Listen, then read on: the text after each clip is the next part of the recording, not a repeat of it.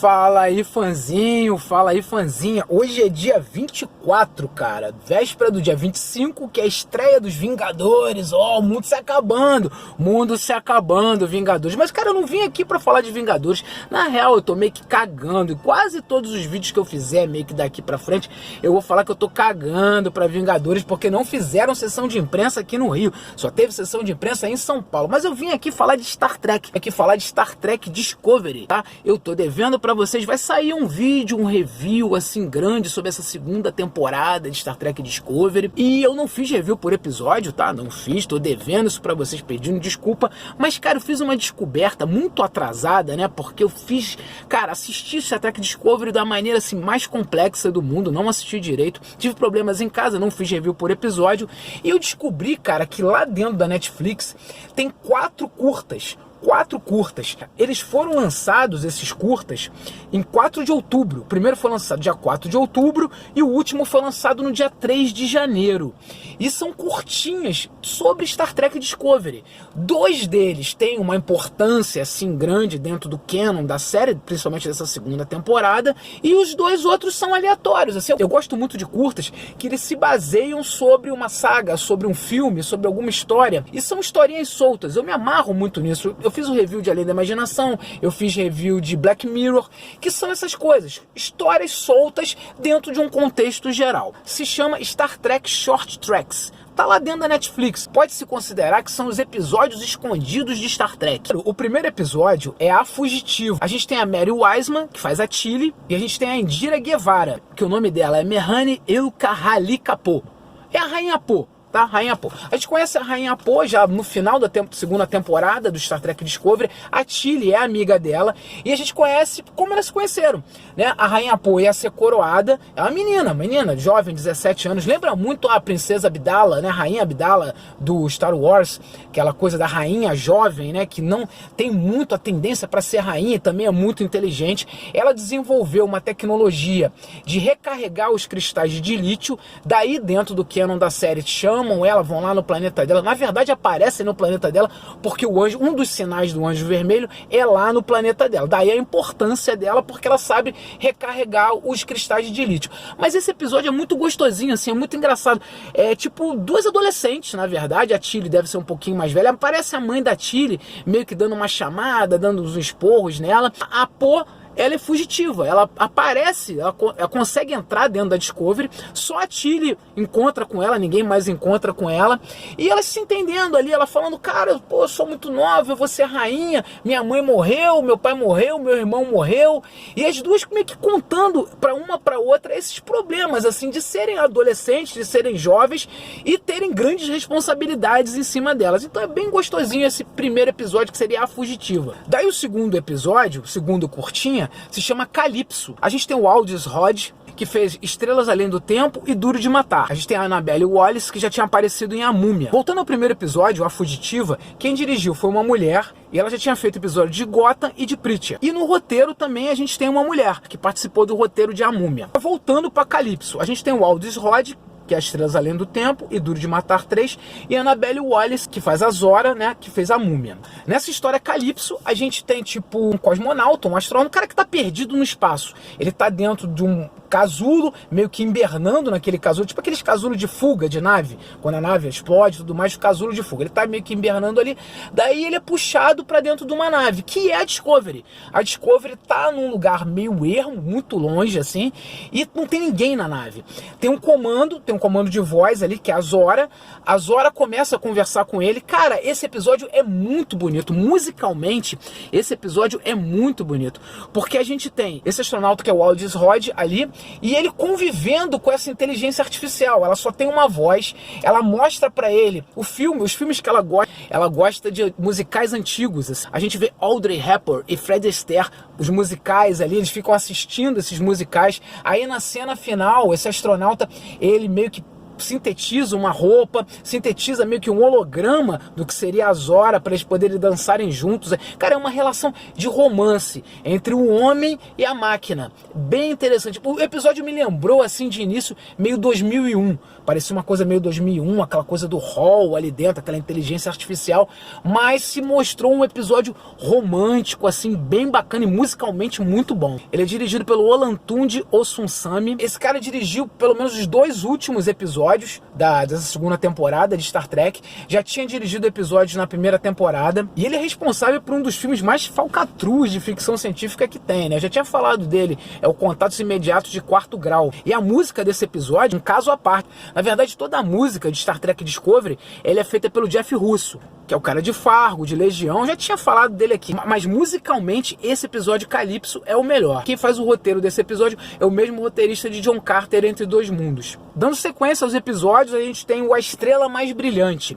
Nesse episódio a gente tem o Doug Jones, o Saru, né? Cara, o Doug Jones, ele vai fazer o Nosferatu no próximo filme, no próximo regravação do Nosferatu. A gente tem a Hannah Spear, que faz a irmã do Saru, que é a Cyrana, e a gente tem a Michelle Yeoh, né, que é a Philippa Georgiou.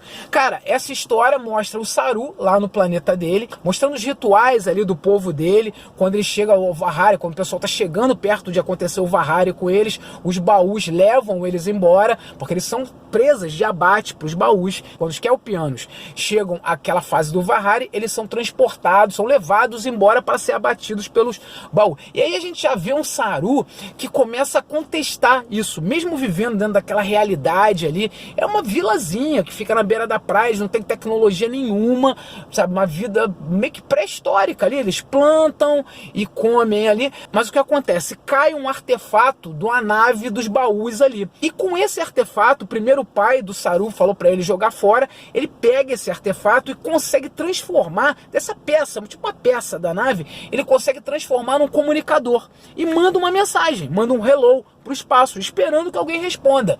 E aí ele fica esperando, e aí chega a Capitã Georgiou. Na verdade, ela era Tenente Georgiou na época. Ela chega basicamente quebrando e não quebrando a primeira diretriz. Porque a primeira diretriz diz que o contato com outros planetas só pode ser feito se eles alcançarem a velocidade de dobra. Ela abre uma exceção por toda uma inteligência demonstrada pelo Saru, porque ele conseguiu absorver uma tecnologia alienígena, ele nunca tinha visto isso na vida dele, aquela comunidade dele é rural, e ele consegue transformar isso num comunicador, e é ela que responde. Daí ela pega ele, como sendo o primeiro Kelpiano, a ir para a Federação e conhecer um novo mundo, só que ela fala para ele que ele não pode voltar e contar para as pessoas, mas a gente descobre que isso na segunda temporada é mentira. Ele vai voltar para lá, vai levar a esfera, vai fazer com que todos os Kelpianos ultrapassem o Vahari e percam o medo. Eu gostei bastante do episódio, mostra bem essa questão de você ter uma vida simples, mas mesmo assim você se questionar do que pode ter além daquele mundo que você vive. Então eu achei esse episódio bem legal, bem interessante. No último episódio desses curtinhas bem legais,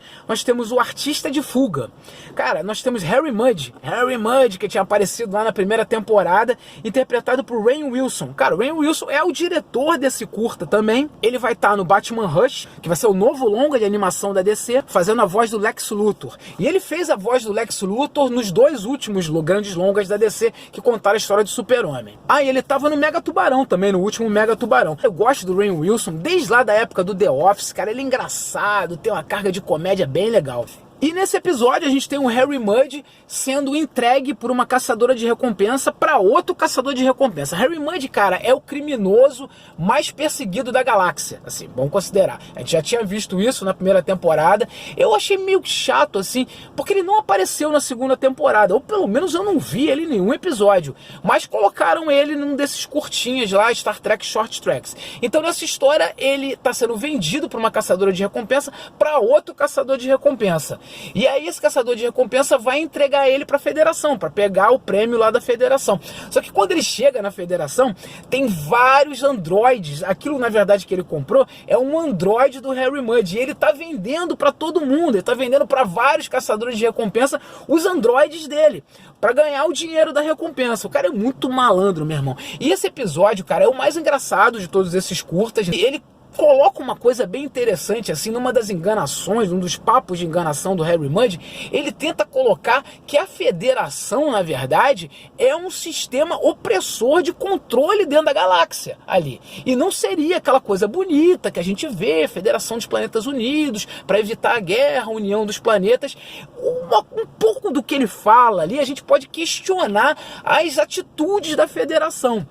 Tudo bem, ele é um criminoso, ele vive contra a lei, ele quer fazer o ganho dele, contrabandista, o cara mais perseguido da galáxia, mas até o que ele fala ali, além de ser engraçado, faz a gente pensar. Bryan Fuller, Alex Kurtzman são os produtores, também produtores de American Gods e produtor do novo filme A Noiva de Frankenstein.